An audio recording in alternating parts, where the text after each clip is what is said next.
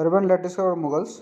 इस वीडियो हम मुगल काल से संबंधित प्रश्न और उनके उत्तर डिस्कस करेंगे। देखो, मुगल वंश की स्थापना जहीरुद्दीन बाबर ने की थी 21 अप्रैल 1526 ईस्वी को पानीपत के प्रथम युद्ध में। बाबर ने इब्राहिम लोदी को हराया तथा इब्राहिम लोदी को हराने के साथ ही बाबर ने भारत में मुगल वंश की स्थापना की। बाबर ये फरगना का शासक था। अच्छा, बाबर को भारत पर आक्रमण करने के लिए दौलत खां लोदी तथा राणा सांगा के द्वारा आमंत्रित किया गया था। तो बाबर ने 1526 ईस्वी में पानीपत के प्रथम युद्ध में इब्राहिम लोदी को हराया। फिर 1527 ईस्वी में खानवा के युद्ध में राणा सांगा को भी हराया। फिर इन्होंने अगले युद्ध में मेदिनी राय को हराया और इस तरह से 1530 ईस्वी तक शासन किया। तो 1526 से 1530 ईस्वी तक बाबर का शासन रहा। उसके बाद हुमायूं का शासन आपका 1530 से 1540, फिर उसके बाद 1555 से 1556 रहा।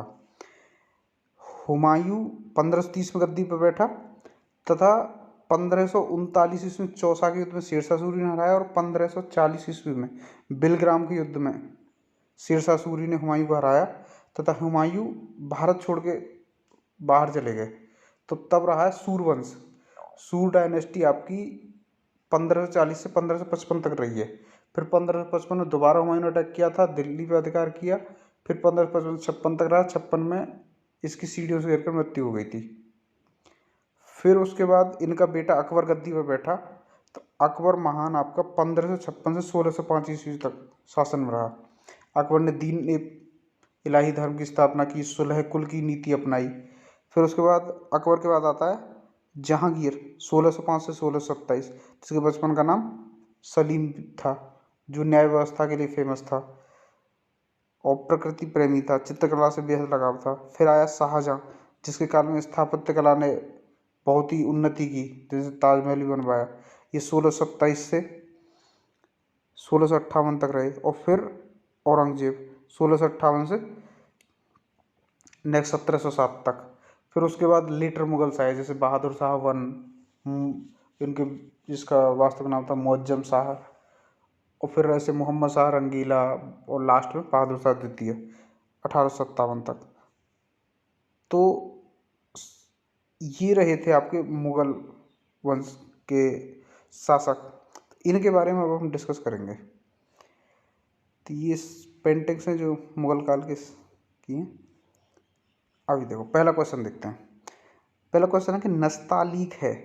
नस्तालीक जो क्या होती है? नस्तालीक एक प्रकार की फारसी लिपि है जो मध्यकालीन भारत में प्रयुक्त होती थी। नस्तालीन ये स्टाइल ऑफ पर्शियन कैलीग्राफी है ड्यूरिंग द 15th एंड 16th सेंचुरी। देखो, नस्तालीक एक फारसी लिपि है जो मध्यकालीन भारत में प्रयुक्त होती थी। मुगल बादशाह औरंगजेब नस्तालीक तथा शिकस्त करने में निपुण था। औरंगजेब शाहजहां का बेटा था।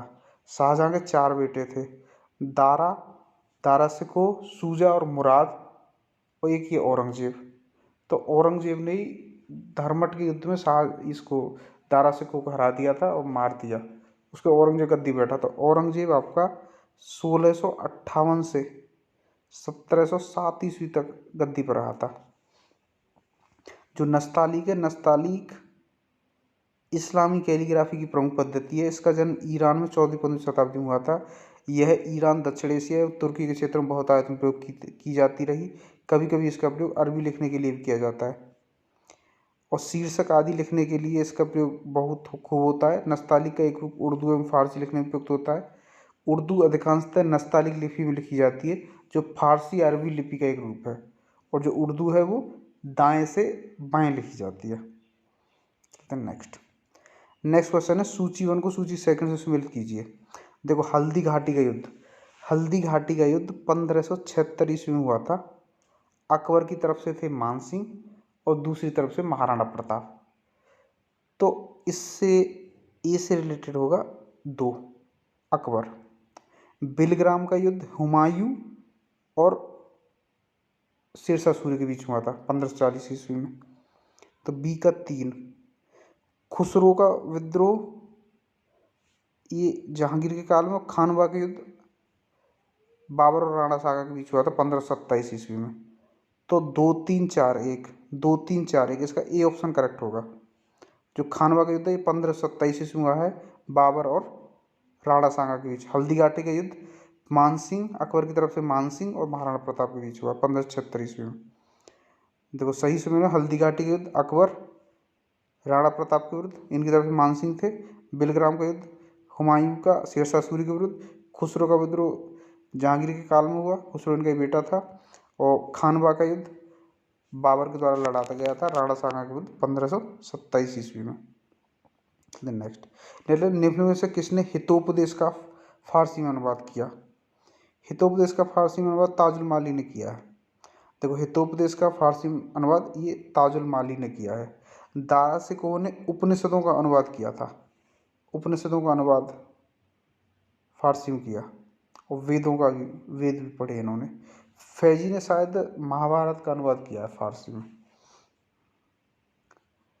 देखो संस्कृत ग्रंथ हितोपदेश का फारसी भाषा में अनुवाद 1485 के आसपास ताज उल दिन मुफ्ती अल मलिकी द्वारा मुफरिक अल कुबाल के नाम से किया गया था। हितोपदेश का फारसी में नाम मुफरी अल कुबाल। अच्छा, ताजुल दिन मुफ्ती अल मलिकी को ही त्रुटिवश कुछ पुस्तकों में ताजुल माली लिखा गया है। तो ताजुल माली ने हितोपदेश का फारसी भाषा में अनुवाद किया है। अभी नेक्स्ट क्वेश्चन है, सूची और सूची सेकंड से मिल करना है। भीमसेन कायस्थ, चंद्रभान, ईश्वरदास नागर, सुजान राय भंडारी, और फिर इनके ग्रंथ दिए हैं। देखो एक ये जो ग्रंथ है चहार चमन, ये चहार चमन चंद्रभान ब्राह्मण के द्वारा लिखा गया है। तो बी का तो एक होगा, बी का एक होगा, इसका मतलब ए नहीं होगा। ठीक। और जो फतुहात है आलमगीरी है ये ईश्वरदास नागर के द्वारा लिखा गया है। तो सी का दो होगा, बी का एक, सी का दो, मतलब ये डी ऑप्शन करेक्ट होगा। तो देखो चंद्रभान ने लिखा है चहार चमन, चहार चमन फारसी भाषा में चंद्रभान द्वारा लिखा गया है। फतुहात आलमगीरी ये ईश्वरदास नागर द्वारा फारसी भाषा में लिखा गया है। और खुलासत उल तारीख ये सुरजन राय भंडारी द्वारा लिखा गया है। सुजान राय भंडारी द्वारा खुलासत उल तारीख लिखा गया है। और तारीख दिलकुशा ये भीमसेन कायस्थ द्वारा लिखा गया है। तो जो भीमसेन कायस्थ है इन्होंने लिखा है तारीख दिलकुशा। देखो यहाँ है भीमसेन कायस्थ ने लिखा है तारीख दिलकुशा, चंद्रभान ब्राह्मण ने लिखा है चहार चमन, ईश्वरदास नागर ने लिखा है फतुहात आलमगीरी, और सुजान राय भंडारी ने लिखा है खुलासत उल तवारीख। देखो जो फतुहात आलमगीरी है ये ईश्वरदास नागर ने जो लिखा है, प्रांतीय इतिहासकार के रूप में ईश्वरदास नागर का फतुहात आलमगीरी मूलतः राठौड़ मुगल संबंधों के लिए महत्वपूर्ण स्रोत है। ईश्वरदास नागर जोधपुर में मुगल अधिकारी था, अतः राजस्थान के वर्णन में उसका लेखन प्रत्यक्ष गवाह के रूप में प्रयुक्त किया जा सकता है। खुलासत उल तवारीख फारसी भाषा में रचित एक इतिहास संबंधित ग्रंथ है जिसके रचयिता सुजान राय थे। इस ग्रंथ में हिंदू महाकाव्य महाभारत के पांड्य से लेकर मुगल शासक औरंगजेब तक के इतिहास का वर्णन है। जो खुलासत उल तारीख है वो भी एक इतिहास ग्रंथ है जो सुजान राय ने लिखा है। और फतुहात आलमगीरी ये ईश्वरदास नागर ने लिखा है। ईश्वरदास नागर ये जोधपुर में मुगल अधिकारी थे। चलते हैं नेक्स्ट है बाबरनामा का अंग्रेजी अनुवाद किसने किया? बाबरनामा बोलो या तुझके बाबरी बोलो, जिससे जो बाबर की आत्मकथा है, इसका अंग्रेजी में अनुवाद 1810 ईस्वी में जॉन लेडेन ने किया था, और जो बाकी बच गया था वो रस्किन ने किया। लेडेन और रस्किन ने किया है। तो फारसी का अंग्रेजी में अनुवाद लेडेन और रस्किन ने किया है। अच्छा, विलियम हॉकिंस क्या है? ये विलियम हॉकिंस 1608 ईस्वी में जहांगीर के दरबार में आए थे, फिच अकबर के दरबार में आए थे। देखो तुजुक ए बाबरी अथवा बाबरनामा को बाबर ने अपनी मातृभाषा तुर्की में लिखा था, ये तुर्की में लिखी गई थी। पायंदा खां और अब्दुल रहीम खान खाना ने फारसी में इसका अनुवाद किया। बाबरनामा का फारसी में अनुवाद किया पायंदा खां और अब्दुल रहीम खान खाना। अब्दुल रहीम खान खाना ये बैरम खां के बेटे थे और हिंदी के प्रमुख कवि थे, अकबर के नवरत्नों में से एक थे। और बाबरनामा का अंग्रेजी अनुवाद जॉन लेडन और विलियम रस्किन ने किया है। नेक्स्ट नेक्स्ट है गुलबदन बेगम पुत्री थी। गुलबदन बेगम बाबर की पुत्री थी और हुमायूं की बहन थी। तो ये ए ऑप्शन करेक्ट होगा, गुलबदन बेगम ने हुमायूं नामा लिखा है। देखो, गुलबदन बेगम बाबर की पुत्री थी। उसका जन्म 1523 ईस्वी में और मृत्यु 1603 ईस्वी में 80 वर्ष की अवस्था में हुई। उसने अपनी प्रसिद्ध रचना हुमायूं नामा में ऐतिहासिक विवरण लिखे। अकबर उसका बहुत सम्मान करता था। गुलबदन बेगम ने स्वयं लिखा है कि उसने अकबर के आदेश पर बाबर और हुमायूं का इतिहास अपनी स्मृति से लिखा था। गुलबदन बेगम ने अपनी इस रचना में हुमायूं और कामरान के मध्य युद्ध का वर्णन भी किया है। अभी चलते हैं नेक्स्ट। मुगल काल में निम्न में से किस महिला ने ऐतिहासिक विवरण लिखे हैं? तो ऐतिहासिक विवरण आपको गुलबदन बेगम ने लिखे। गुलबदन बेगम जिन्होंने हुमायूं नामा लिखा है। ये नूरजहां जो है, नूरजहां जहांगीर की पत्नी थी, जिसका वास्तविक नाम था मेहरुन्निसा। अभी चलते हैं नेक्स्ट। देखो, गुलबदन बेगम के बारे में देख लो। गुलबदन बेगम एक मुगल प्रिंसेस थी और youngest daughter of emperor Babur थी। बाबर जो भारत में मुगल वंश के संस्थापक थे। गुलबदन बेगम की मृत्यु 7 फरवरी 1603 में हुई और जन्म हुआ था 1523 ईस्वी में। आगरा में इनकी मृत्यु हुई थी और इनकी बुक है हुमायूं नामा। और गुलबदन बेगम के पेरेंट्स थे बाबर और मम्मी का नाम था दिलदार बेगम। नेक्स्ट है दिल्ली का वह शिक्षा केंद्र जो मदरसा ए बेगम कहलाता था, किसके द्वारा स्थापित किया गया था? तो दिल्ली का शिक्षा केंद्र जो मदरसा ए बेगम कहलाता था वो माहम अनगा के द्वारा स्थापित किया गया था। माहम अंगा जो बैरम खान से बेहद शत्रुता मानती थी और ये आदम खान की मम्मी थी। वैसे अकबर की दूध माता भी थी, अकबर का इन्होंने लालन पालन किया था। देखो, माहम अंगा ने दिल्ली के पुराने किले में खैरुल मंजिल अथवा खैर उल मंजिल नामक मदरसे की स्थापना कराई थी, जिसे मदरसा ए बेगम भी कहा जाता था। माहम अंगा बादशाह अकबर के बचपन में उसकी मुख्य अनगा थी। वह एक कटु राजनीतिज्ञ महिला और एहदम खां की माँ थी और ये बैरम खां के खिलाफ हमेशा षड्यंत्र रचा करती थी। महामंगा नित्य ही बैरम खां के खिलाफ साजिशें रचती थी। मुगल दरबार में महामंगा का एक समूह था जो हमेशा ही बैरम खां को नीचा दिखाने में लगा रहता था। अकबर की उपमाता महामंगा ने दिल्ली में खैरुल मंजिल नाम से एक मदरसा स्थापित किया था। अभी चलते हैं नेक्स्ट। है निम्नलिखित मुसलमान विद्वानों में से हिंदी साहित्य के लिए किसका सबसे महत्वपूर्ण योगदान है? हिंदी साहित्य के लिए महत्वपूर्ण इतिहासों में अब्दुल रहीम खान खाना का महत्वपूर्ण स्थान है। अब्दुल रहीम खान खाना अकबर के नवरत्नों में से एक थे तथा ये बैरम खां के बेटे थे। अब्दुल रहीम खान खाना जन्म 1556 ईस्वी में हुआ तथा मृत्यु 1627 ईस्वी में हुई। देखो, अकबर के सफल प्रशासन, सहिष्णु नीति एवं संतुलित मनोवृत्ति तथा तत्कालीन अनुकूल वातावरण ने हिंदी को पनपने का ऐसा सुअवसर प्रदान किया कि अकबर का काल हिंदी काव्य का स्वर्ण काल कहलाने लगा। इस युग में हिंदी केवल हिंदुओं की ही धरोहर नहीं अपितु इस पर मुसलमानों का भी सम्यक अधिकार था। फारसी, अरबी, तुर्की, संस्कृत, हिंदी तथा राजस्थानी के मर्मज्ञ अब्दुल रहीम खान खाना इन सब में मुखर स्थान रखते हैं। तो इनका जो है जो प्रसिद्ध ग्रंथ है वो है रहीम सतसई। रहीम सतसई दोहों का ग्रंथ है।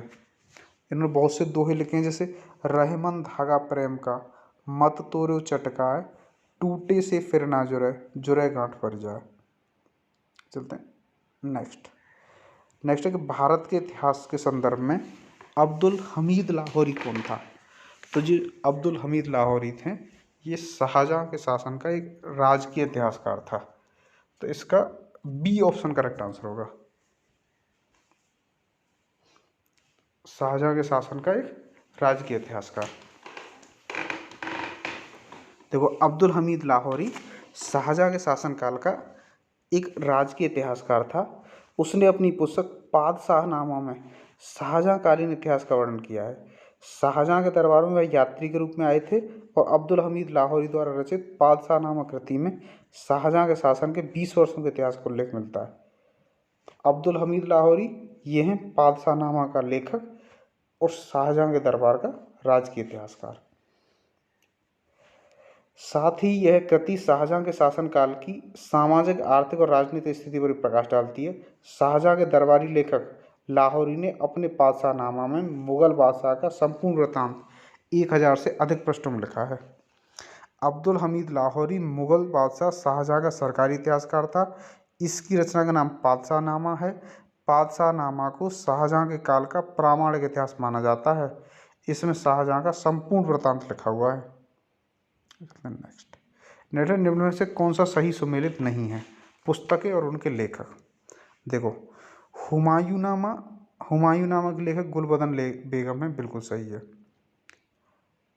तुगलकनामा ये रचना अमीर खुसरो की है, इब्न बतूता की नहीं। इब्न बतूता ने रेहला लिखा है, तो इसका फिर सी ही ऑप्शन इनकरेक्ट है, सही सुमेलित नहीं है। तबकात नासिरी के लेखक मिनहाजुस सिराज हैं और तारीख फिरोजशाही के लेखक शम्स सिराज अफीफ हैं। देखो, सी ऑप्शन इसका आंसर है कि जो तुगलकनामा है, तुगलकनामा का लेखक अमीर खुसरो था, जबकि जो इब्न बतूता ने अपना यात्रा वृत्तांत रेहला पुस्तक में लिखा है। अमीर खुसरो के बारे में बात करें, देखो, अमीर खुसरो का जन्म 1553 ईस्वी में पटियाली में हुआ था, ये यूपी में ही हुआ था। अच्छा, और खुसरो को हम वॉइस ऑफ इंडिया या पैरट ऑफ इंडिया बोलते हैं। तूती ए हिंद, खुसरो को तूती ए हिंद बोला जाता है, parrot of India, voice of India. अच्छा, तराना और त्रिवेट ये खुसरो को ही क्रेडिट किए गए, खुसरो ने ही आविष्कार किया था। और इनको कव्वाली का पिता बोला जाता है, फादर ऑफ कव्वाली बोला जाता है खुसरो को। और खुसरो ने ही, ऐसा माना जाता है, खुसरो ने ही सितार का आविष्कार किया था। और ये अमीर खुसरो 7 दिल्ली सल्तनत के शासकों के दरबार में रहे थे। अच्छा, जो तुगलकनामा के बारे में बताएगा, तुगलकनामा अमीर खुसरो द्वारा रचित अंतिम कृति है। अमीर खुसरो की इस ऐतिहासिक कृति में खुसरो शाह के विरुद्ध गयासीन तुगलक की विजय का उल्लेख मिलता है। अच्छा, जो किताब उल रेहला है, जो इब्न बतूता द्वारा लिखी गई है, वो मोरक्को के निवासी थे। किताब उल रेहला में मोरक्कोवासी यात्री इब्न बतूता की यात्रा वृत्तांत का विवरण प्राप्त होता है। इब्न बतूता 1333 ईस्वी में मोहम्मद तुगलक के समय भारत आया था। इस पुस्तक में 1333 से 1342 ईस्वी तक के भारत की राजनीतिक गतिविधियों एवं सामाजिक हालातों का वर्णन है। इसे मोहम्मद तुगलक ने दिल्ली का काजी नियुक्त किया था इब्न बतूता को, और कालांतर में मोहम्मद तुगलक ने इब्न बतूता को दूत बनाकर चीन भेजा था। तो इब्न बतूता मोरक्को का निवासी था, मोहम्मद बिन तुगलक के काल में आया था, इसको दिल्ली का काजी नियुक्त किया गया था, 1333 में आया था, बाद में इसको इब्न बतूता ने दूत बनाकर चीन भेजा था। और इसका जो यात्रा वृत्तांत है वो रेहला नाम से है, मोरक्को वासी था। अच्छा, जो तबकात ए नासिरी है, तबकात ए नासिरी पुस्तक मिनहाजुस सिराज के द्वारा लिखी गई है। और इस पुस्तक में मोहम्मद गौरी की भारत विजय तथा तुर्की सुल्तनत के आरंभ के इतिहास की लगभग 1260 तक की जानकारी मिलती है। कौन सी पुस्तक में? तबकात ए नासिरी पुस्तक में, जो मिनहाजुस सिराज के द्वारा लिखी गई है। अच्छा, मिनहाज ने अपनी इस कृति को गुलाम वश के शासक नसरुद्दीन महमूद को समर्पित किया था, और उस समय मिनहाज दिल्ली का मुख्य काजी था। और ये अफीक जो है, अफीक का पूरा नाम शम्स ए सिराज अफीक था। वह फारसी भाषा का विद्वान था। तुगलक सुल्तान फिरोज शाह ने अफीक को संरक्षण प्रदान किया था। अफीक ने अपनी रचना तारीख ए फिरोजशाही के लिए प्रसिद्ध है। तो तारीख ए फिरोजशाही का लेखक है शम्स ए सिराज अफीक। इस पुस्तक ने उसने फिरोज शाह तुगलक के शासनकाल की ऐतिहासिक घटनाओं का यथासमय वर्णन किया है, और उसकी रचना को फिरोज शाह के शासनकाल का आधिकारिक इतिहास माना जाता है। अच्छा, तो ये थी हमारी तारीख फिरोजशाही के लिए अफीक फेमस है। और एक जियाउद्दीन बर्नी ने लिखा है। तारीख फिरोजशाही की रचना जियाउद्दीन बर्नी ने फारसी भाषा में की गई थी, और तारीख फिरोजशाही का अंग्रेजी में अनुवाद इलियट और डाउनसन ने मिलकर किया था। अभी चलते हैं नेक्स्ट। नेक्स्ट क्वेश्चन है कि अनवार ए सुहेली नामक ग्रंथ इनमें से किसका अनुवाद है। देखो, एक विष्णु शर्मा के द्वारा एक लिखी हुई किताब है पंचतंत्र, तो और पंचतंत्र का फारसी अनुवाद है अनवार ए सुहेली। अनवर ए सुहेली पौराणिक संस्कृत नीति कथा पंचतंत्र का फारसी अनुवाद है, जिसे संबंध मुगल सम्राट अकबर ने तैयार करवाया था। विष्णु शर्मा के द्वारा लिखी गई पंचतंत्र और पंचतंत्र का फारसी अनुवाद है अनवार ए सुहेली। देखो, पंचतंत्र का अनुवाद विभिन्न शासकों के काल में अलग अलग नामों से किया गया। गजनवी काल में नसरुल्ला मुंशी सिराजी ने कलीला व दिमनाह बहराम शाही के नाम से, और सुल्तान हुसैन मिर्जा के काल में मुल्ला वाइज हुसैन शाह काजी ने अनवर ए सुहेली के नाम से, और अकबर के काल में अबुल फजील ने आयर ए दानिश के नाम से किया था। अकबर के काल में जो अबुल फजल थे उन्होंने आयर ए दानिश के नाम से पंचतंत्र का अनुवाद किया, और सुल्तान हुसैन मिर्जा के काल में मुल्ला वाइज हुसैन कासफी ने अनवर ए सुहेली के नाम से पंचतंत्र का फारसी में अनुवाद किया था। ये चलते हैं नेक्स्ट। कौन सा सही नहीं है। देखो, जहांगीर के दरबार में आए थे विलियम हॉकिंस, बिल्कुल सही है। विलियम हॉकिंस 1608 ईस्वी में जहांगीर के दरबार में आए थे। फिर 1615 ईस्वी में जहांगीर के दरबार में सर टॉमस रो आए थे, तो यही करेक्ट नहीं है, अकबर के दरबार में नहीं आए थे, जहांगीर के दरबार में आए थे 1615 ईस्वी में। शाहजहां काल में टेवरनियर आए थे, औरंगजेब के दरबार में मनुची आए थे, ये सही है। तो बी ऑप्शन था इसका, क्योंकि जो सर थॉमस रो थे वो 1615 से 1619 तक रहे, जहांगीर काल में मुगल दरबार में आया था और जहांगीर के साथ शिकार खेलने भी गया था। एक हैं मनुची के बारे में देखते हैं। मनुची जो औरंगजेब के दरबार में आए हैं। मनुची यह एक वेनिस निवासी था। मनुची का पूरा नाम निकोलाओ मनुची था।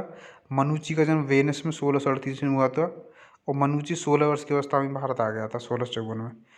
मनुची ने मुगल दरबार में काम किया, एक लेखक भी था। इसने एक हास्यास्पद डायरी स्टोरियो डू मोगोर मुगल कथा के नाम से लिखी है। इसने दारा सिकों के सहयोग से तोप संचालक के रूप में अपने जीवन की शुरुआत की, और उसके बाद ये दारा के पराजित होने के बाद मनुची ने डॉक्टरी का पेशा अपना लिया था। चलिए नेक्स्ट है निम्नलिखित विदेशी यात्रियों में से निम्नलिखित किसने भारत के हीरे खदानों की विस्तृत रूप से चर्चा की है। भारत के हीरों और हीरे की खदानों की विस्तृत रूप से चर्चा आपका जीन बैप्टिस्ट ट्रेवरनियर ने की है। Jean Baptiste Tavernier, B option correct है। देखो, जीन बैप्टिस्ट ट्रेवरनियर ये 17वीं शताब्दी में आए थे, एक जेम मर्चेंट और ट्रेवलर थे फ्रांस से। ट्रेवरनियर एक प्राइवेट इंडिविजुअल थे जिन्होंने अपने खर्चे पर पर्सिया और इंडिया की 6 टाइम विजिट की थी 1630 से 1667 के बीच में, और he was particularly interested in India trading conditions and compared it to the Iran and Ottoman empire. अभी चलते हैं ना, देखो जो जीन बैप्टिस्ट ट्रेवरनियर हैं ये 17वीं शताब्दी के सर्वाधिक ख्याति प्राप्त विदेशी यात्रियों में से एक था। कर्म से यह जौहरी था, किंतु साथ ही एक अनुभवी और साहसिक यात्री भी था। वह मुगल बादशाह शाहजहां के शासनकाल में भारत आया था। पूर्व दिशा की ओर उसने 7 यात्राएं की, जिनमें से 6 बार यात्रा हिंदुस्तान के लिए थी। ट्रेवरनियर ने ही प्रसिद्ध भारतीय हीरे कोहिनूर के संबंध में जानकारी दी थी। साथ ही इसने हीरे की खदानों, जवाहरात और मोतियों के बारे में अत्यंत महत्वपूर्ण और विशुद्ध विवरण प्रदान किए हैं। चलते हैं नेक्स्ट है कि यह कथन किसका है कि अकबर के शासनकाल में इलाहाबाद में 40 स्तंभ युक्त मंजिल के निर्माण में 5000 से 20,000 लोगों ने 40 दिन तक काम किया था। अगर हम इसमें बात करें कि भाई मनुची तो औरंगजेब के काल में आया था, ट्रेवरनियर शाहजहां के काल में आया था, तो और अकबर के दरबार में आया था विलियम फिंच। तो इसका सी ऑप्शन करेक्ट होगा। विलियम फिंच नहीं बोला था कि अकबर के शासनकाल में इलाहाबाद में 40 स्तंभ युक्त मंजिल के निर्माण में 5000 से 20,000 लोगों ने 40 साल तक काम किया। देखो, विलियम फिंच यही आया था दरबार में। विलियम फिंच के अनुसार इलाहाबाद स्थित पैलेस ऑफ 40 पिलर्स के निर्माण में 40 वर्ष लगे, और इसके निर्माण हेतु 5000 से 20,000 लोगों ने काम किया। इलाहाबाद में 40 सैटून यमुना और गंगा नदियों के जंक्शन पर सम्राट अकबर द्वारा 1583 ईस्वी में शुरू किया गया था और उनके द्वारा बनाया गया सबसे बड़ा किला था। 40 सैटून या हॉल ऑफ 40 पिलर्स को महल में एक आनंद मंडप के रूप में बनाया गया था, जो नदी के किनारे के ऊपर स्थित था, ताकि ठंडी हवाएं आ सकें। और ऐसे मंडपों की कोई दीवार नहीं थी। इमारत में नहरों के माध्यम से पानी बहता था और उसके चारों ओर फव्वारे चलते थे। ये है फोर्ट ऑफ 40 पिलर्स। नेक्स्ट, सूची अनुसूची से मिलती थी। देखो, विलियम हॉकिंस 1608 ईस्वी में आया था, तो 1608 से 1611 होगा विलियम हॉकिंस, जहांगीर के दरबार में। सर टॉमस रो 1615 से 1619 आया था, तो 2-1, तो ए भी गया, सी भी गया, या तो बी होगा या डी होगा। अच्छा, जो राफ फिंच है, राफ फिंच अकबर के दरबार में आया था, तो अकबर का काल ये होगा 1585 से 1586। मनुची आया था लास्ट में, जहाँ ये औरंगजेब के में, तो ये इसका 4 होगा। फिर 4-3, 2-1 4-3, मतलब बी ऑप्शन करेक्ट आंसर होगा। देखो, मनुची के बारे में बात करें, मनुची ये वेनिस का निवासी था और इसका पूरा नाम निकोला मनुची था। ये वेनिस 1630 में जन्म हुआ था, 1619 में भारत आया था। मनुची ने मुगल दरबार में काव्य किया और लेखक था। इसने हास्यास्पद डायरी स्टोरी ऑफ मोगोर लिखा है और दारा सिकों के सहयोग से तोप संचालक के रूप में अपनी जीवन की शुरुआत की थी। और उसके बाद में मनुची ने डॉक्टरी का पेशा अपना लिया था। देखो, जो विलियम हॉकिंस हैं, ये जहांगीर के दरबार में आए थे 1608 से 1611। सर टॉमस रो जहांगीर के दरबार में आए थे, अब नहीं, 1615 से 1619। मनुची औरंगजेब के दरबार में आए थे 1653 से 1708। और राफिच अकबर के दरबार में आया था 1585-86 में, राफिच। और मुगल दरबार में यदि बात करें, बाबर रहा 1526 से 1530, हुमायूं 1530 से 1540 और 1555 से 1556, अकबर 1556 से 1605। अकबर का संरक्षक था। अकबर 13 वर्ष की अवस्था में गद्दी पर बैठा था। इनके संरक्षक बैरम खां के संरक्षण में इन्होंने पानीपत का द्वितीय युद्ध लड़ा, जिसमें हेमू को पराजित किया, तो दिल्ली पर अपना शासन स्थापित किया और 1556 से 1605 तक शासन किया। फिर जहांगीर, जिसका बचपन का नाम था सलीम, ये 1605 से 1627 ईस्वी। फिर शाहजहां 1627 से 1658। फिर औरंगजेब 1658 से 1707 ईस्वी। और फिर लेटर मुगल्स रहे। अच्छा, निम्नलिखित मुगल शासकों का सही कालक्रम चुनिए। अहमद शाह अब्दाली, मोहम्मद शाह, जहांगीर और बहादुर शाह सेकंड। बहादुर शाह सेकंड तो सबसे लास्ट मुगल एम्पायर था, तो 4 तो सबसे लास्ट में आएगा, यानी कि बी ऑप्शन इसका नहीं होगा। अच्छा, अहमद शाह अब्दाली ये 1761 ईस्वी में पानीपत के तृतीय युद्ध में हुआ था। मोहम्मद शाह, और इनमें सबसे पहले आएगा जहांगीर। मोहम्मद शाह भी लेटर मुगल्स में आता है। जहांगीर आपका 1605 से 1627 था, तो सबसे पहले आएगा 3 और सबसे लास्ट में 4, तो ये सी ऑप्शन करेक्ट आंसर होगा। 3 के बाद 2 मोहम्मद शाह, फिर मोहम्मद शाह अब्दाली, फिर लास्ट में बहादुर शाह सेकंड, जिसको बहादुर शाह जफर भी बोलते हैं। देखो, जहांगीर का शासनकाल 1605 से 1628 ईस्वी तक है। मोहम्मद शाह का 1719 से 1748, जबकि अहमद शाह अब्दाली पानीपत की तृतीय लड़ाई 14 जनवरी 1761 ईस्वी में अफगान दल का नेता था। और बहादुर शाह द्वितीय या बहादुर शाह जफर का शासनकाल 1837 से 1857 तक था। सबसे लास्ट मुगल सम्राट था बहादुर शाह जफर। पानीपत तृतीय युद्ध के बारे में बात करें, देखो, और एक इनमें वो भी आया था, मोहम्मद शाह के काल में आया था नादिर शाह, जिसने दिल्ली की लूट की थी 1739 ईस्वी में। देखो, पानीपत का तृतीय युद्ध 14 जनवरी 1761 ईस्वी को अफगान आक्रमणकारी अहमद शाह अब्दाली और मुगल बादशाह शाह आलम द्वितीय के संरक्षक और सहायक मराठों के बीच लड़ा गया था। देखो, एक ओर तो अहमद शाह अब्दाली और शाह आलम द्वितीय, और दूसरी ओर थे मराठा। इस लड़ाई में मराठा सेनापति सदाशिवराव भाऊ अफगान सेनापति अब्दाली की लड़ाई के दांव पेचों मात खा गए और पानीपत का तृतीय युद्ध मुख्यतः दो कारणों से लड़ा गया। पहला था कि नादिर शाह की तरह ही अहमद शाह अब्दाली भारत को लूटना चाहता था। देखो नादिर शाह लूट के ले गया था 1739 में, उसके बाद अहमद शाह अब्दाली लूटना चाहता था। दूसरा ये था कि मराठे हिंदू पद पातशाही की भावना से ओतप्रोत होकर दिल्ली को अपने अधिकार में लेना चाहते थे, इसीलिए पानीपत का तृतीय युद्ध हुआ। अब पानीपत का तृतीय युद्ध 14 जनवरी 1760 में लड़ा गया। इस युद्ध में मराठा सेना का प्रतिनिधित्व सदाशिव राव भाऊ ने, जबकि विश्वास राव नाम मात्र का सेनापति रहा। यूरोपीय तकनीक पर आधारित मराठों की पैदल सेना एवं तोपखाने की टुकड़ी की कमान इब्राहिम खां कार्दी के हाथों में थी। प्रारंभिक सफलता के अतिरिक्त युद्ध का समस्त परिणाम मराठों के लिए भयानक रहा। मल्हार राव होलकर युद्ध के बीच में भाग निकला और मराठा फौज पूरी तरह से उखड़ गई। विश्वास राव एवं सदाशिव राव भाऊ के साथ अनेक महत्वपूर्ण मराठे सैनिक इस युद्ध में मारे गए। इस बारे में इतिहासकार JN सरकार ने सच ही लिखा है कि महाराष्ट्र में संभवतः ही कोई ऐसा परिवार होगा जिसने कोई न कोई सगा संबंधी न खोया हो, तथा कुछ परिवारों का तो विनाश ही हो गया था। मतलब इतना भयंकर युद्ध लड़ा गया था ये दोनों ओर से। अभी चलते नेक्स्ट निम्नलिखित 4 बाहरी आक्रमणकारों को कालानुक्रम भरिए। Ahmad Shah Abdali, Genghis Khan, Nadir Shah, Taimur. देखो चंगेज खान तो इनमें सबसे पहले ये इल्तुतमिश के काल में आया था, मंगबरनी का पीछा कर रहा था जब इल्तुतमिश ने अलाउ नहीं किया था। इल्तुतमिश क्या है, देखो 1206 से 1210 तक था तो कुतुबुद्दीन ऐबक, फिर 1211 से 1236 तक था इल्तुतमिश। इस काल में आया था चंगेज खान जियाउद्दीन मंगबरनी का पीछा करते हुए। और फिर तैमूर ने अटैक किया 1398 ईस्वी में दिल्ली पर।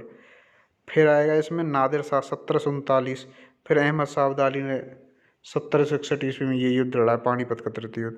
तो इसमें पहला आएगा चंगेज खान 2, फिर 4, 2-4, उसके बाद 3-1। 2-4-3-1 मतलब सी ऑप्शन करेक्ट आंसर होगा इसका। देखो उपरोक्त बाह्य आक्रमण क्रम इस प्रकार है: Genghis Khan, Taimur, Nadir Shah, Ahmad Shah Abdali. Genghis Khan का आक्रमण इल्तुतमिश के काल में 1211 1236 के समय हुआ। तैमूर का आक्रमण 1398 ईस्वी में नसरुद्दीन महमूद शाह तुगलक के समय में। और नादिर शाह का आक्रमण 1739 ईस्वी में मोहम्मद शाह के समय, मोहम्मद शाह रंगीला के समय में। और अहमद शाह अब्दाली का आक्रमण 1748 से 1761 के बीच हुए। 1761 में पानीपत का तृतीय युद्ध मराठों के साथ लड़ा गया। अभी चलते हैं नेक्स्ट क्वेश्चन है कानून ए हुमायूनी नामक पुस्तक की रचना किसने की थी? जो कानून ए हुमायूनी है इसकी रचना खानमीर ने की थी। देखो हुमायूं ने कोई रचना नहीं की, गुलबदन बेगम ने की है हुमायूं नामा की रचना। और जहांगीर ने रचना की है जहांगीर नामा या तुझुके जहांगीरी। तो खानमीर ने लिखी है कानून ए हुमायूनी। गियात अल दीन मोहम्मद, जिसे आमतौर पर ख्वांदमीर के नाम से जाना जाता है, एक फारसी इतिहासकार था जो तैमूरिद, सफविद और मुगल साम्राज्यों में सक्रिय था। ख्वांदमीर द्वारा उल्लेखनीय कार्य कानून ए हुमायूं, जिसे हुमायूं नाम से भी जाना जाता है, मुगल सम्राट हुमायूं की जीवनी है, जिसमें शासन के प्रारंभिक प्रतीकवाद के रूप में महत्वपूर्ण जानकारी है। ख्वांदमीर को दिल्ली भारत में निजामुद्दौलिया की दरगाह के पास दफनाया गया था। तो खानमीर ने लिखी है कानून ए हुमायूनी। एक पुस्तक है तबकात ए अकबरी, किसने लिखी है? तबकात ए अकबरी ये निजामुद्दीन अहमद ने लिखी है, डी ऑप्शन। अबुल फजल ने तो आईन अकबरी और अकबरनामा लिखा है। देखो ख्वाजा निजामुद्दीन अहमद ने तबकात ए अकबरी की रचना की, जिसे तारीख़ निज़ामी भी कहते हैं। इसे तबकात अकबरी और तारीख़ निज़ामी कहते हैं। तबकात अकबरी मुग़ल बादशाह अकबर के काल का आधिकारिक इतिहास ग्रंथ है। मुग़ल दरबारी और इतिहासकार निजामुद्दीन अहमद ने इस ग्रंथ को फारसी भाषा में लिखा।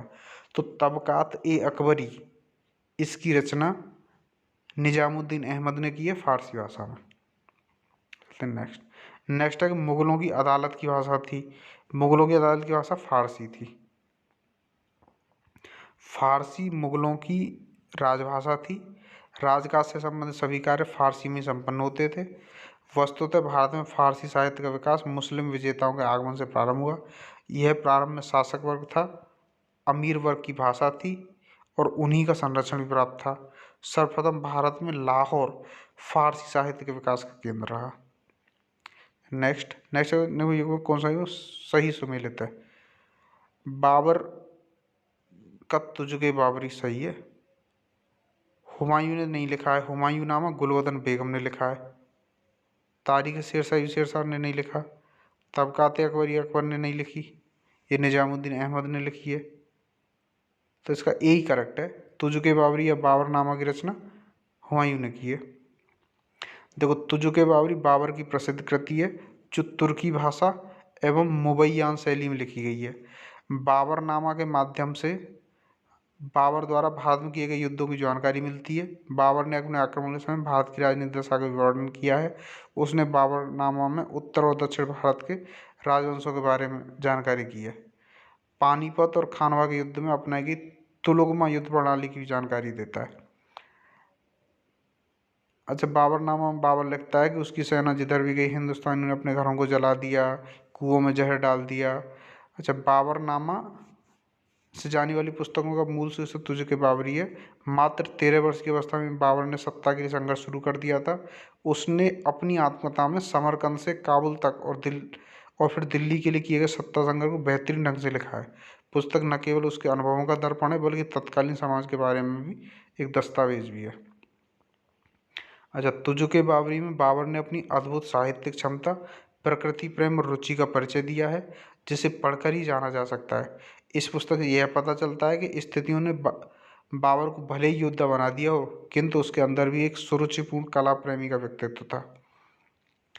और जो हुमायूं नामा है, हुमायूं नामा गुलबदन बेगम ने, और जो तारीख शेरशाही है अब्बास खां सरवानी लिखा है। तारीख शेरशाही आपका अब्बास खां सरवानी ने लिखा है। जो तबकाते अकबरी है, तबकाते अकबरी की रचना निजामुद्दीन अहमद ने की है। तबकाते अकबरी की रचना निजामुद्दीन अहमद ने की है, जो फारसी भाषा में लिखा गया है। अच्छा, हुमायूं नामा जिसकी रचना गुलबदन बेगम ने की है। हुमायूं नामा में हुमायूं को बहुत ही विनम्र और नेक स्वभाव का बताया गया है। 2 भागों में विभाजित यह पुस्तक गुलबदन बेगम द्वारा लिखी गई है, जिसके एक भाग में बाबर का इतिहास और दूसरे में हुमायूं के इतिहास का उल्लेख है। इसके अतिरिक्त हुमायूं नामा से तत्कालीन सामाजिक स्थिति पर भी प्रकाश पड़ता है। जो तारीख शेरशाही है, तारीख शेरशाही 1588 ईस्वी के पश्चात लिखी गई थी। अब्बास खां सरवानी द्वारा लिखित इस ग्रंथ में शेरशाह सूरी एवं मारवाड़ के शासक मालदेव के मध्य सन 1544 ईस्वी में गिरी सुमेल के युद्ध का वर्णन किया गया है। सरवानी इस युद्ध का प्रत्यक्षदर्शी था। शेरशाह की राजस्थान में की गई कार्रवाई का लेखा देने वाला यह ग्रंथ काफ़ी महत्वपूर्ण है। मतलब जो तारीख शेरशाही है अब्बास खां सरवानी के द्वारा लिखा गया है। और जो तबकात अकबरी है, तबकात अकबरी मुगल बादशाह अकबर का काल का आधिकारिक ऐतिहासिक ग्रंथ है। मुगल दरबारी और इतिहासकार निजामुद्दीन अहमद ने इस ग्रंथ को फारसी में लिखा है। तिथि और भौगोलिक वर्णन की दृष्टि से यह ग्रंथ सर्वाधिक विश्वसनीय माना जाता है। इसे तबकात अकबरी और तारीख निजामी भी कहते हैं। तो तबकात अकबरी ले लिखा है निजामुद्दीन अहमद ने। चलते नेक्स्ट है कि शाहजहाँनामा का लेखक कौन था? शाहजहाँनामा लेखक अब्दुल हमीद लाहौरी नहीं, इनायत खां। देखो, गुलबदन बेगम ने तो लिखा है हुमायूं नामा, ठीक। शाहजहाँ ने अपनी कोई पुस्तक लिखी नहीं, वो स्थापत्य कला का विशेष प्रेमी था, ताजमहल बनवाया, लाल किला बनवाया। तो ये शाहजहाँनामा लिखा है आपका इनायत खां ने। शाहजहाँनामा पुस्तक के लेखक इनायत खां हैं। और इनायत खां कौन था? जहांगीर के एक वजीर थे, जफर खां।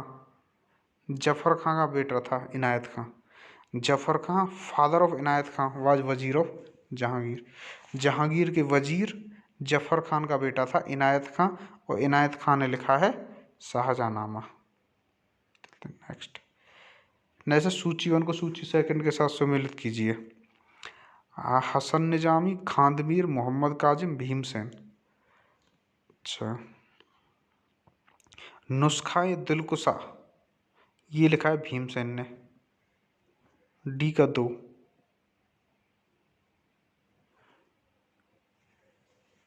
डी का 2 है, इसका मतलब ए ऑप्शन करेक्ट आंसर होगा। ए का 4 हसन निजामी लिखा है ताजुल मासिर। खानवीर ने लिखा है कानून हुमायूनी, कानून हुमायूं, कानूनी हुमायूं। और मोहम्मद काजिम ने आलमगीर नामा। देखो ए ऑप्शन इसका करेक्ट था। हसन निजामी ने लिखा है ताजुल मासिर। जो ताजुल मासिर है, इस पुस्तक में मोहम्मद गौरी के भारत आक्रमण के समय की घटना का वर्णन मिलता है। और खानमीर ने लिखा है कानून हुमायूनी, मुगल बादशाह हुमायूं की जीवनी है। और मोहम्मद काजिम ने लिखा है आलमगीर नामा। काजिम सिराजी की आलमगीर नामा तो इनायत खां की शाहजहाँनामा में बादशाह औरंगजेब के काल के प्रथम 10 वर्षों के इतिहास को बताया गया है। इनायत खान ने लिखा है शाहजहाँनामा और काजिम सिराजी ने लिखा है आलमगीर नामा। और भीमसेन ने लिखा है नुस्खाए दिलकुशा। भीमसेन ने औरंगजेब की सेना के साथ कई युद्धों में भाग लिया था। नुस्खाए दिलकुशा में वर्णित घटनाएं सत्य हैं। लेखक ने ऐतिहासिक व्यक्तियों के चरित्र का यथार्थाम चित्रण किया है।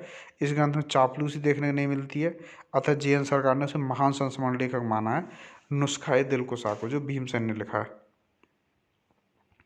अभी चलते हैं नेक्स्ट में। देखो चहार चमन के तो लेखक हैं चंद्रभान, ये तो सही है। तबकाते अकबरी के लेखक निजामुद्दीन अहमद। बी का 4 सी का 3, बी का 4 सी का 3 मतलब डी ऑप्शन करेक्ट आंसर होगा। आलमगीर नामा के लेखक हैं मिर्ज़ा मोहम्मद काजिम, ए का 2 मतलब डी ऑप्शन करेक्ट है इसका। देखो आलमगीर नामा के लेखक हैं मिर्ज़ा मोहम्मद काजिम। और तबकाते अकबरी इसको तारीख निजामी बोलते हैं। तबकाते अकबरी मुग़ल बादशाह अकबर का आधिकारिक ग्रंथ है और मुग़ल दरबारी और इतिहासकार निजामुद्दीन अहमद ने इस ग्रंथ को फारसी भाषा में लिखा था। तबकाते अकबरी लिखा है निजामुद्दीन अहमद ने। चहार चमन लिखा है चंद्रभान ब्रह्मान ने। और इकबाल नामा जहांगीरी, यह पुस्तक तुझके जहांगीर जहांगीर नाम से जानी जाती है। तुर्की भाषा में प्रबंध को तुजुक है, मोदत खान ने लिखा है। चलते नेक्स्ट है कि कवि हृदय राजा जिसने नागरी दास के नाम से कृष्ण की प्रशंसा में छंद लिखे, ये थे राजा सावंत सिंह। राजा सावंत सिंह की पत्नी थी बनी ठनी। बनी ठनी के कुछ चित्र बनाए गए हैं, उनको ही बनी ठनी शैली बोलते हैं, जो किशनगढ़ी चित्रकला शैली के अंतर्गत आती है। देखो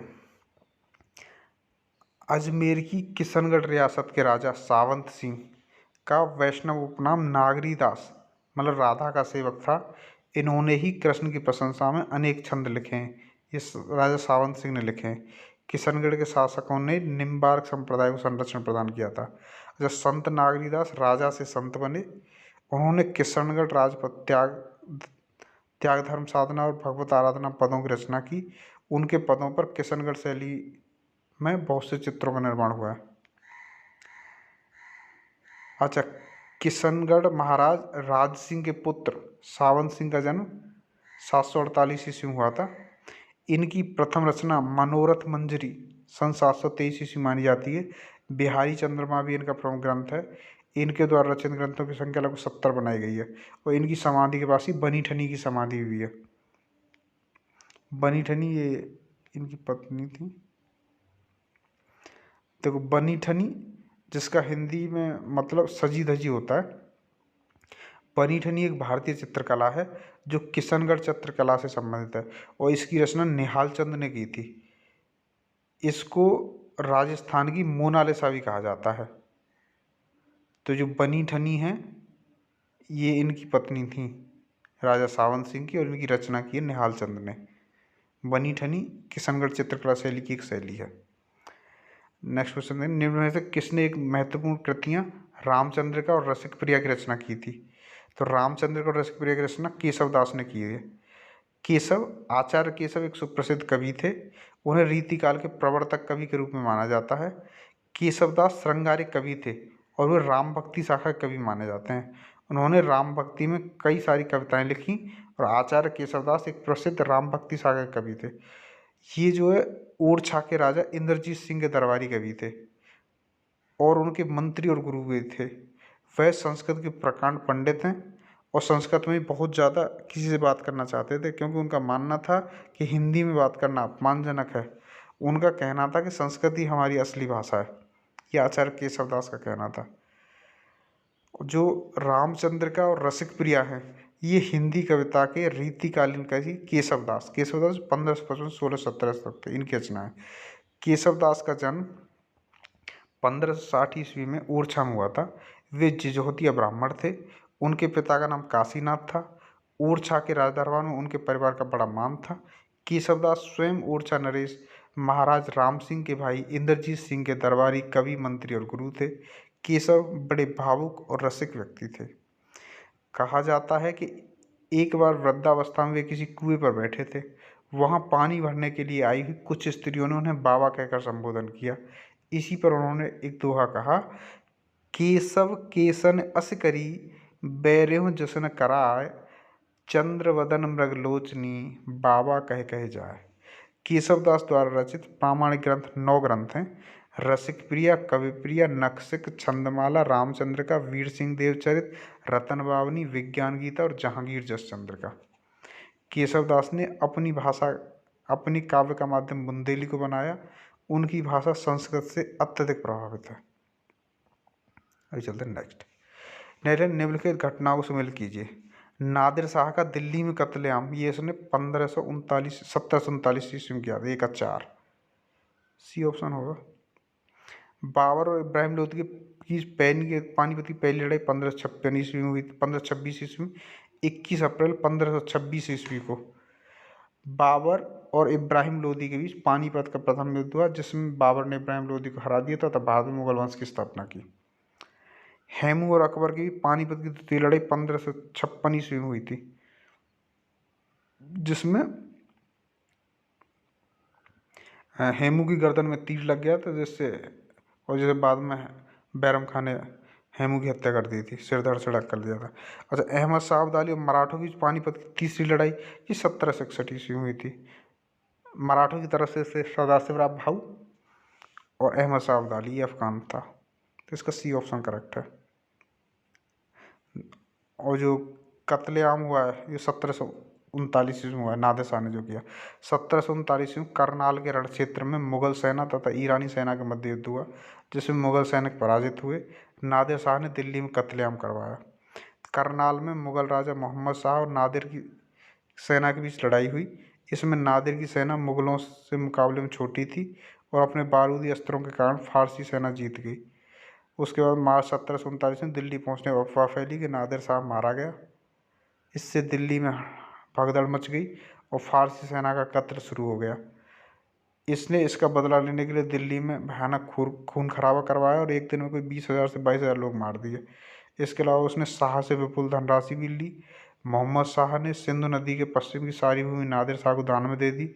हीरे जवाहरात का एक जखीरा भी भेंट किया, जिसमें कोहिनूर, दरियानूर और ताजे महल शामिल थे। ये मोहम्मद शाह रंगीला था उस समय शासक, जो 1748 ईस्वी तक शासन में रहा था। इसने 1739 ईस्वी में आक्रमण किया था। जो नादिर शाह था, नादिर शाह ने दिल्ली में साम्राज्य विस्तार का लक्ष्य नहीं रखा। उसका उद्देश्य अपनी सेना के लिए आवश्यक धनराशि इकट्ठा करनी थी, जो उसे मिल गई थी। कहा जाता है कि उसने दिल्ली से लौटने में उसके बाद इतना धन हो गया था कि अगले 3 वर्षों तक इसने जनता से कोई कर नहीं लिया था। ये कोहिनूर हीरा भी ले गया था। और पानीपत की जो पहली लड़ाई है वो बाबर और इब्राहिम लोदी के बीच पानीपत की पहली लड़ाई 21 अप्रैल 1526 ईस्वी हुई, जिसमें बाबर विजयी हुआ और भारत में मुगल वंश की नींव डाली। और जो पानीपत द्वितीय युद्ध है, हेमू एवं अकबर के बीच पानीपत की दूसरी लड़ाई 5 नवंबर 1556 ईस्वी हुई। इसमें हेमू पराजित हुआ। हेमू भारत का अंतिम हिंदू राजा था। भारतीय इतिहास के वीर पुरुषों में गिना जाता था। मध्यकालीन भारत का नेपोलियन कहा जाने वाला हेमू अपनी असाधारण प्रतिभा के बल पर एक साधारण व्यापारी से प्रधानमंत्री एवं सेनाध्यक्ष की पदवी तक पहुंचा था। यह ऐतिहासिक सफर उसने एक अजेय महानायक के रूप में पूरा किया था। लेकिन इस युद्ध में उसकी आंख में एक तीर लग जाने के कारण वो घायल हो गया, जब बाद में बैरम खान ने उसकी हत्या कर दी। देखो, हेमू के अपार पराक्रम और वीरता के कारण ही उसे विक्रमादित्य की उपाधि मिली थी। हेमू शेरशाह सूरी का योग्य दीवान, कोषाध्यक्ष और सेना नायक था। शेरशाह की सफलता में उसकी प्रबंध कुशलता और वीरता सबसे बड़ा हाथ रहा था। आर्थिक सूझबूझ में उसके समान कोई दूसरा व्यक्ति नहीं था। हेमू ने अपना अंतिम युद्ध प्रसिद्ध पानीपत के मैदान में लड़ा। यह युद्ध मुगल सेनापति बैरम खां की कूटनीतिक चाल से हार गया। आंख में एक तीर लग जाने से हेमू की सेना बिखर गई और उसे हार का सामना करना पड़ा। और जो पानीपत की तीसरी लड़ाई है, अहमद शाह अब्दाली और मराठों के बीच पानीपत की तीसरी लड़ाई 14 जनवरी 1761 ईस्वी को हुई, जिसमें मराठे बुरी तरह से पराजित हुए। मराठों के नेतृत्व कर रहे थे इसमें सदाशिवराव भाऊ। नेक्स्ट, सूचियों को सूची सेकंड से सम्मिलित कीजिए। 1556 ईस्वी में हुआ पानीपत का द्वितीय युद्ध। अच्छा, 1600 ईस्वी में ईस्ट इंडिया कंपनी को अधिकार पत्र प्रदान किया गया। 1680 ईस्वी में शिवाजी का देहांत हुआ।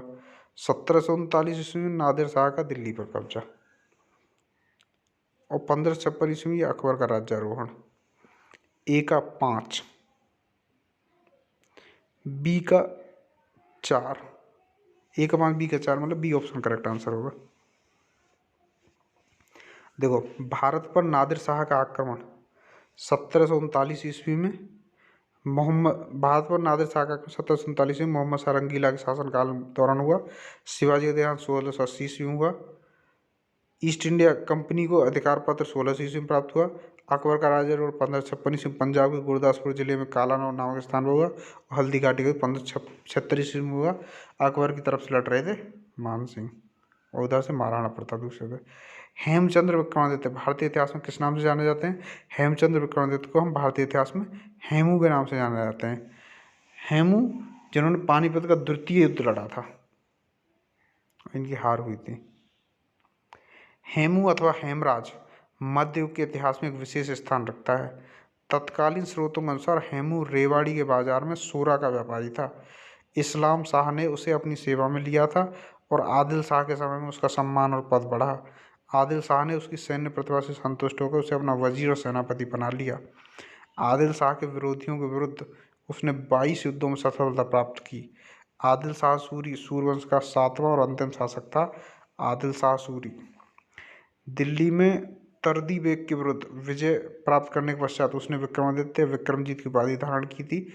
5 नवंबर 1556 ईस्वी को पानीपत के द्वितीय युद्ध में हेमू का मुगलों से मुकाबला हुआ। हेमू पराजित हुआ और पकड़ा गया। बैरम खान ने उसका सिर काट दिया और उसकी मृत्यु हो गई। ये हेमू के बारे में था। अब चलते नेक्स्ट निम्न में से कौन सा कथन सत्य है? अहमद शाह अब्दाली ने पानीपत का तृतीय युद्ध लड़ा, सही बात है। अहमद शाह अब्दाली और सदाशिवराव के बीच पानीपत का तृतीय युद्ध हुआ था।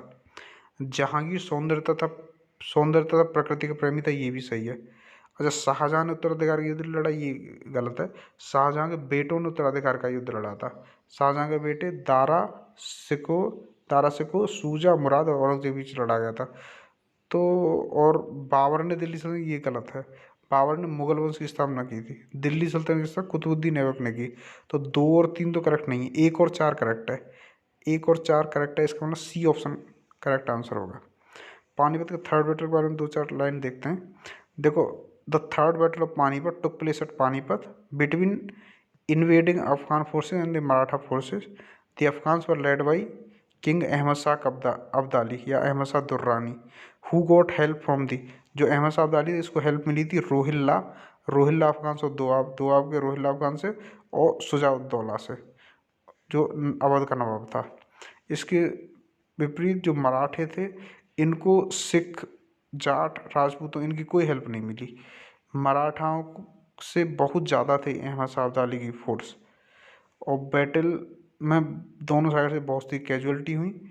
जो मराठा के जो कमांडर इन चीफ थे वो थे सदाशिवराव, और अदर जो इम्पोर्टेंट कमांडर थे जिस मराठा साइड से, जैसे विश्वासराव जो बालाजी बाजीराव के बेटे थे, मल्हार राव होलकर, महादजी शिंदे, ये सब इस लड़ाई में मारे गए थे। देखो, अहमद शाह अब्दाली और मराठों के बीच 1761 ईस्वी में पानीपत का तृतीय युद्ध हुआ। दिल्ली सल्तनत की स्थापना जो है कुतुबुद्दीन ऐबक ने की थी, जबकि बाबर मुगल साम्राज्य का संस्थापक था। मुगल काल में उत्तराधिकार के युद्ध का संबंध शाह शुजा, दारा और औरंगजेब से है। यद्यपि उस समय शाहजहाँ मुगल शासक था, तथापि शाहजहाँ के उत्तराधिकारी शासक बनने हेतु यह युद्ध उसके ऊपर चारों पुत्रों के बीच लड़ा गया था, जिसमें औरंगजेब विजयी हुआ। तो अतः शाहजहाँ ने उत्तराधिकारी युद्ध नहीं लड़ा, वरन यह युद्ध उसके पुत्रों शुजा, मुराद, दारा और औरंगजेब के बीच लड़ा गया। और जो जहांगीर था, जहांगीर सौंदर्य एवं प्रकृति प्रेमी था और वो अपनी न्याय व्यवस्था के लिए भी फेमस है। सो this was for the day. तो अभी हमने इसमें क्या देखा, देखो मुगल वंश में, जिस मुगल वंश की स्थापना पानीपत के प्रथम युद्ध में 21 अप्रैल 1526 ईस्वी को बाबर द्वारा इब्राहिम लोदी घराने के साथ हुई। तो 1526 ईस्वी में मुगल वंश की स्थापना हुई और ये 1526 से 1530 बाबर, 1530, 1555, 56 हुमायूं, 1556, 1605 अकबर, जहांगीर, शाहजहां, औरंगजेब 1607 तक, फिर बहादुर शाह प्रथम, फिर उसके बाद मोहम्मद शाह रंगीला और ऐसे अकबर द्वितीय, और ये चलते गए लास्ट में 1857। और 1857 में ये थे बहादुर शाह द्वितीय या बहादुर शाह जफर। 1857 क्रांति के बाद इनको नज़रबंद करके रंगून भेज दिया, जहाँ 1862 ईस्वी में मृत्यु हुई। तो पूरा जो मुगल वंश है 1526 से 1857 ईस्वी तक रहा, जिसका पहला संस्थापक था बाबर और लास्ट सम्राट था बहादुर शाह द्वितीय या Bahadur Shah Zafar. So this was for the day. Thanks for watching. Thank you.